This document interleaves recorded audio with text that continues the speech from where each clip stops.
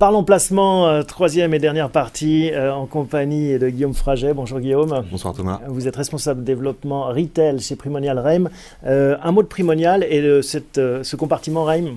Alors Primonial Reim est une filiale de Primonial, société de distribution de produits. Primonial Reim est une jeune société de gestion. Elle va fêter ses 5 ans ce vendredi. Donc spécialisée sur l'immobilier, hein, c'est ça le Reim? Spécialisée sur l'immobilier collectif d'entreprise. Ouais. Et c'est à ce titre que vous venez nous parler d'une SCPI, une innovation, en l'occurrence Patrimo Croissance. En quoi c'est une innovation? Parce qu'il y a beaucoup de SCPI sur ce marché. Malgré tout, on pensait que c'était un produit assez standard, classique. Vous arrivez encore à innover? On arrive à innover en novembre 2014 avec justement cette SCPI Patrimo Croissance. C'est une SCPI à capital variable. La variabilité du capital, c'est qu'un associé rentre et sort quand il veut.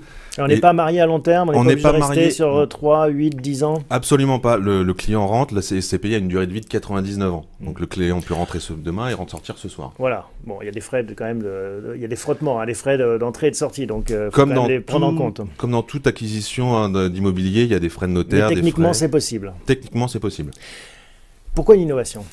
Pourquoi l'innovation? Alors, c'est une SCPI, Patrimo Croissance, je vous le disais, à capital variable, mais qui ne distribue pas de revenus. C'est-à-dire qu'il n'y aura pas de fiscalité foncière sur ce produit-là. C'est une SCPI de capitalisation. L'intérêt pour le client, c'est de faire de la plus-value quand il décide, quand il souhaite revendre ses parts.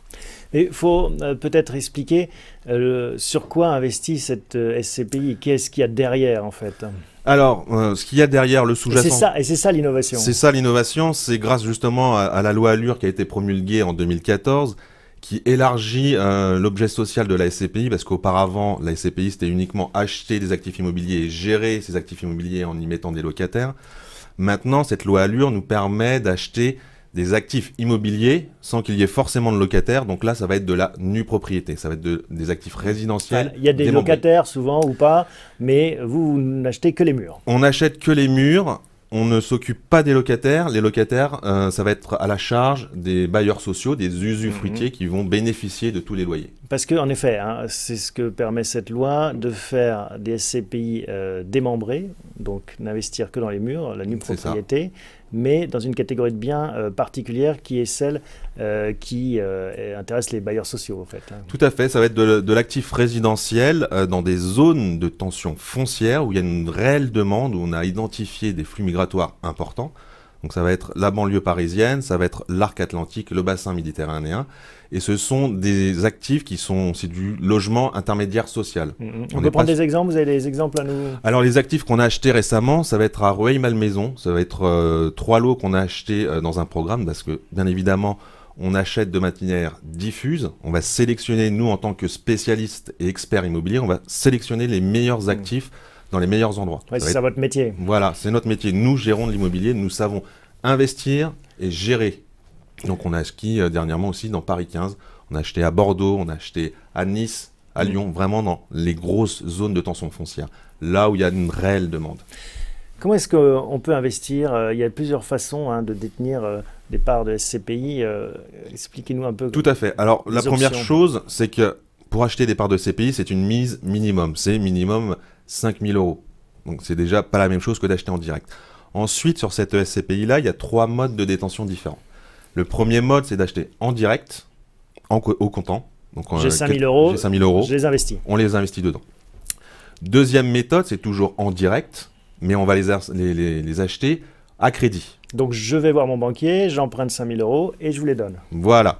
Et grâce à ce mécanisme d'acquisition à crédit, le client va pouvoir déduire ses intérêts d'emprunt qu'il a contractés pour acheter cette SCPI-là, pour les déduire sur ses revenus fonciers s'ils existent. S'ils n'existent pas, je lui propose au client de prendre une SCPI de distribution. D'accord, donc ça peut être un complément de portefeuille à côté d'autres compartiments immobiliers par exemple. Complément fiscal et complément au niveau de la diversification géographique et typologique des actifs. Et du risque. Troisième mode de détention? Alors le troisième mode de détention, ça va être dans le placement préféré des Français, ça va être au sein d'un contrat d'assurance vie.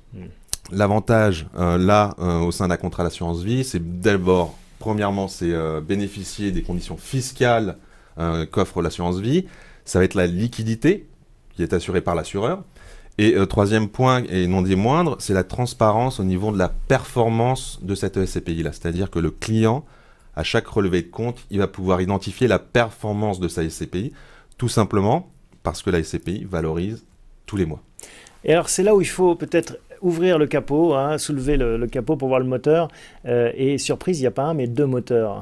Il y a effectivement deux moteurs. Le premier moteur, donc vous l'aurez compris, c'est ce mécanisme de démembrement. Et ça, c'est une innovation forte. Hein. C'est une énorme innovation sur le marché de la SCPI parce que nous sommes les seuls à proposer ce type de produit. Alors, en quoi c'est un moteur? Alors, c'est un moteur parce que, comme vous le savez, il y a sur un actif immobilier, comme sur tout bien, il y a la pleine propriété. Et cette pleine propriété-là, on peut la diviser en deux parties. La nue propriété et l'usufruit. Donc, l'usufruit est destiné au bailleur social, on ne s'en occupe pas, il s'occupe des locataires. Et la nue propriété. Et on va acheter ça, cette période de démembrement, ça va être entre 15 et 20 ans. Ça dépend des actifs. Et au fur et à mesure du temps, le nu propriétaire récupère cette pleine propriété au détriment de l'usufruitier. Donc au bout d'un certain laps de temps, la SCPI a 100% de l'actif immobilier. Au début, quand vous achetez un bien avec ce mécanisme, vous ne possédez que 60% de ce bien et donc vous ne payez que 60%.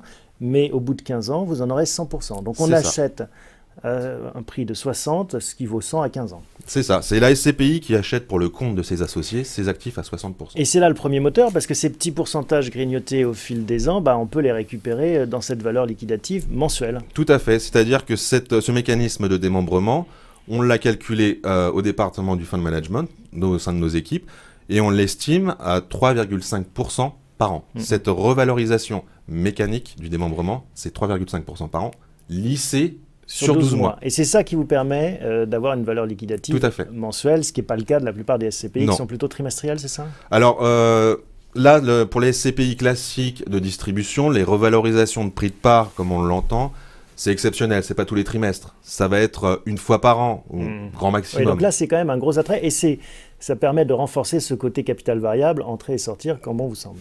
Tout à fait. Deuxième moteur, parce qu'il y a un deuxième moteur.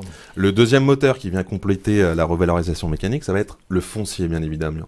L'appréciation du bien. Voilà, c'est ça. Et là, on va investir, nous, en tant que spécialistes et experts immobiliers chez Prem, on va investir sur des zones, comme je vous le disais, de tension foncière. Là où on a identifié effectivement un gros manque d'offres de logements locatifs intermédiaire. Donc le pari, en effet, ce n'est pas d'acheter un bien 60% qui vaudra 100 dans 15 ans, mais qui vaudra 120 ou 130. Exactement. D'où le deuxième moteur. D'où le deuxième moteur. Et une fois que la SCPI récupère donc les 100%, la pleine propriété de ses actifs, elle revend bien évidemment tous ses actifs, enfin l'actif en question, et avec le fruit de cette vente, cette plus-value, elle rachète derrière des actifs démembrés. C'est un patrimoine qui tourne inlassablement. Bon voilà, je pense qu'on a tout dit.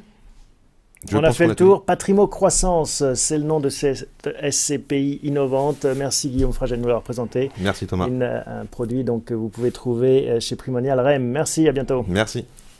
Voilà, c'est la fin donc, de cet épisode de Parlons Placement. On se retrouve dès le mois de janvier pour la suite de ces aventures du patrimoine. Bonne fête à tous.